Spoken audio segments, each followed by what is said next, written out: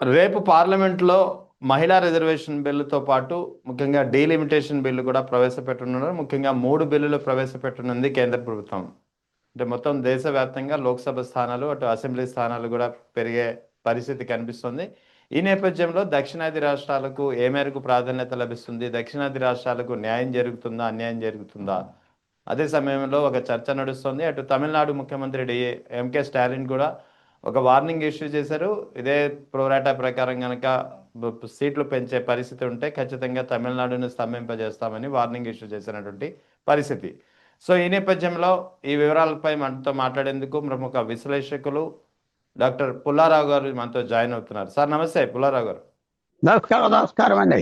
Sir ఎలా చూడాలి sir ఈ కేంద్ర ప్రభుత్వం ప్రవేశపెడుతున్నటువంటి ఉమెన్ రిజర్వేషన్ తో పాటు ఈ డీలిమిటేషన్ ప్రక్రియ మొత్తం 850 సీట్లు పెంచాలనేది ఒక ప్రతిపాదన చేసింది. ఎలా చూడాలి? ఇది ఎంతవరకు సాధ్యాసాధ్యాలు ఉన్నాయి? ఏం చేయాలి దీని మీద? ఒకటి మెయిన్ థింగ్ ఏమిటంటే, ఇది డీలిమిటేషన్ అనగానే దేశంలో మన పాత చరిత్ర చూసి చాలా జాగ్రత్తగా ఉండాలి. ఇప్పుడు ఏమవుతుంది, అందరికి డీలిమిటేషన్ బిల్ వేరే వేరేగా తీసుకొచ్చేవారు ఇప్పటి వరకు. ఇప్పుడు ఏదో లింక్ పెట్టారు ఉమెన్స్ బిల్ కి. ఎందుకంటే మనకి తెలుసు దీంట్లో వీక్నెసెస్ ఉన్నాయి, కవరప్ చేయటానికి పెట్టారు. ఏంటి కవరప్? ఫస్ట్ ఆఫ్ ఆల్ 850 ఎంపీలు ఏంటి? ఎవరు ఈ ఫిగర్ డిసైడ్ చేశారు? ఏంటి 50% పెంచుతా? మీకు విషయం చెప్తున్నా. 1926లో అమెరికాలో 9 కోట్ల జనం, 436 ఎంపీలు. 2026లో 100 సంవత్సరాల తర్వాత పాపులేషన్ 36-37 కోట్లు, 436 ఎంపీలే. వాళ్ళు ఎందుకు పెంచలేదు?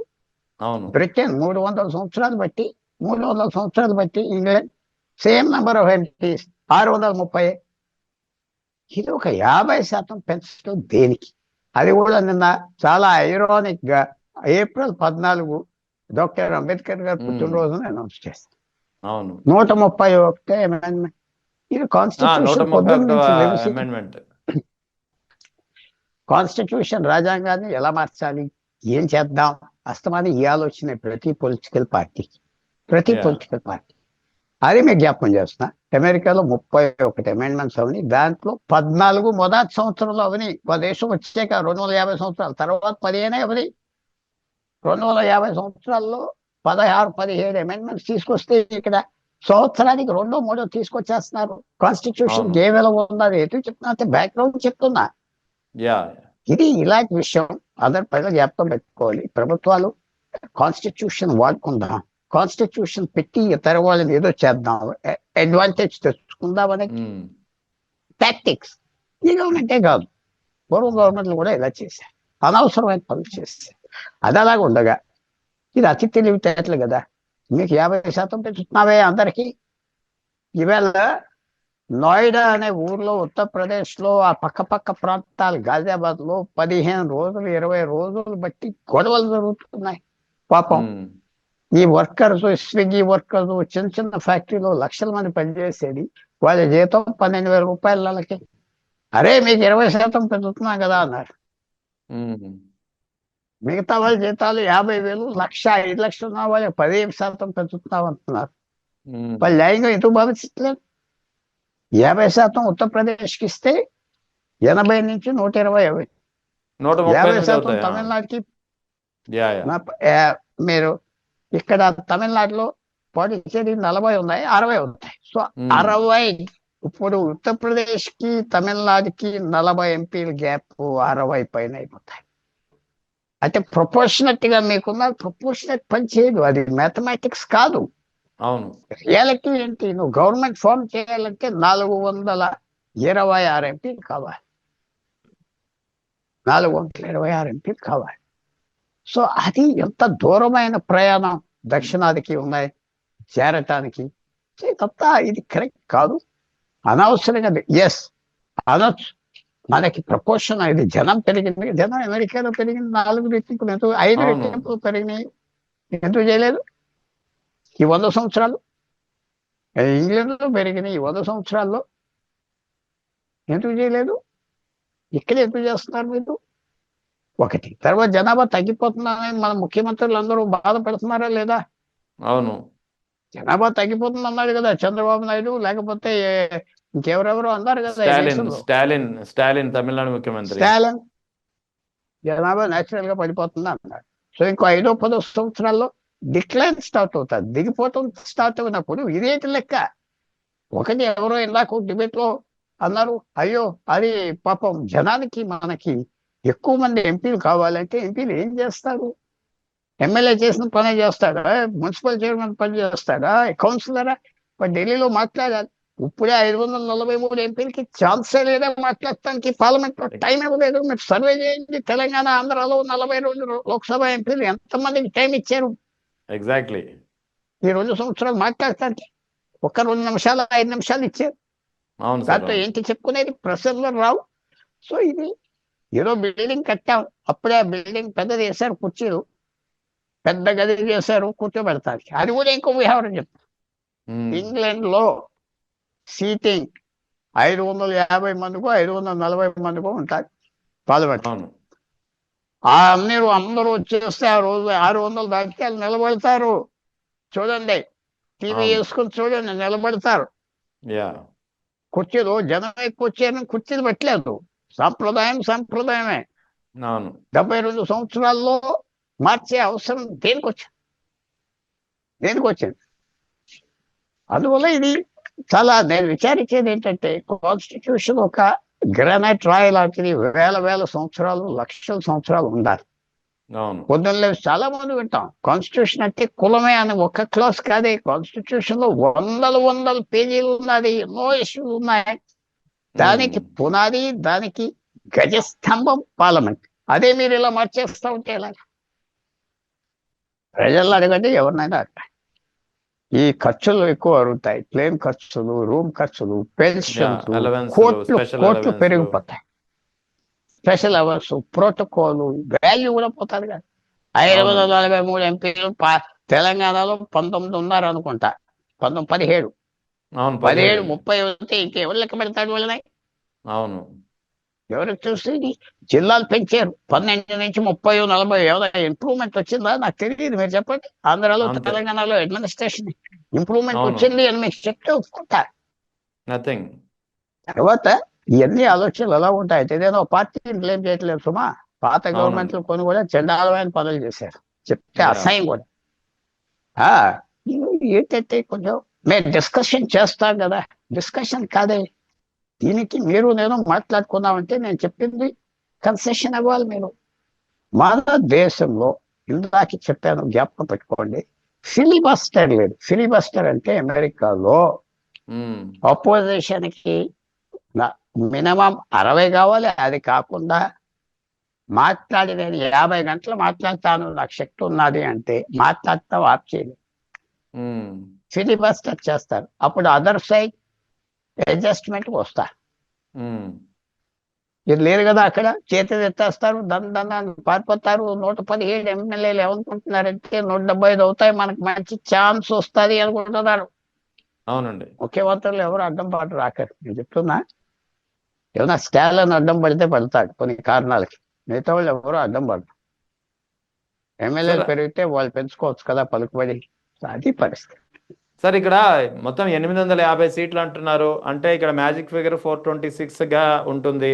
అంటే ఇక్కడ ఈ లెక్కన దక్షిణాది రాష్ట్రాల ప్రాతినిధ్యం కానీ, దక్షిణాది రాష్ట్రాల నుంచి ప్రమేయం లేకుండానే మ్యాజిక్ ఫిగర్ని కేవలం ఉత్తరాది రాష్ట్రాలలో ఎన్నికైన సభ్యులతో వీళ్ళు గెటాన్ అయిపోవచ్చు.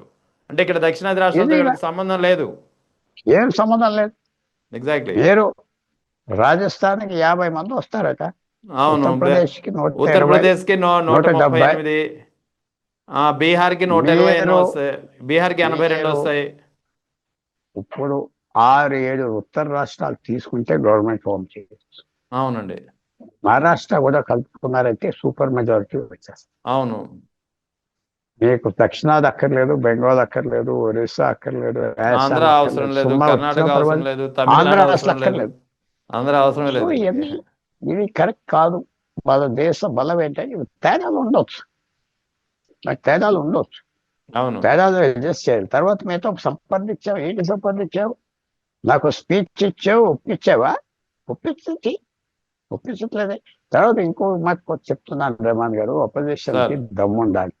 ఒక ఒక చిన్న వ్యవసాయ బిల్లుకి ఎంత అదావ చేశారు, దీనికి చేరే చూడండి. అవునండి. చూడండి, ఏం అడ్డం పడరు, ఏం అడ్డం పడరు. ఊరికనే మాటకి ఇది అది అది ఇది అంటారు అంతే. ఆఖరికి చేతులు ఎత్తేస్తారు, వాకౌట్ చేస్తారు. ఉమ్, అడ్డం పడరు. ఎంతో అడ్డం పడాలి. మొత్తం మార్చేస్తున్నారు దేశాన్ని, మొత్తం అవును. మారిపోతుంది. ఎమ్మెల్యేలు విపరీతంగా పెంచేస్తున్నారు. ఇంకా చిన్న రాష్ట్రాలు చేస్తారు. నెక్స్ట్ ఇప్పుడు ఏమొస్తుందంటే 600 ఎమ్మెల్యేలు యూపీకి ఉన్న చిన్న రాష్ట్రం చేద్దాం అంటారు. చిన్న ఉమ్, రాష్ట్రం చేసే కొద్ది వాల్యూ పోతుంది ఆ రాష్ట్రానికి, అవును.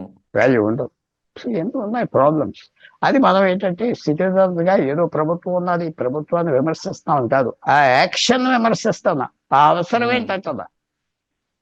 అంతే కదా. ఇతర దేశాలు మనకంటే 100 సంవత్సరం ఎక్కువ ప్రజాస్వామ్యం ప్రాక్టీస్ చేసిన దేశాలు చేయలేవు. నీకెందుకు ఇక్కడ ఎవరు జవాబు చెప్పలేకపోతారే దీనికి. దీనికి జవాబు లేదు.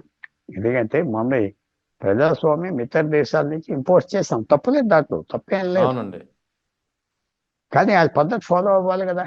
సో ఇది చాలా అన్యాయంగా చూస్తున్నా, మంచిది కాదని దేశాన్ని చూస్తున్నా. చాలా బాధాకరమైన విషయం.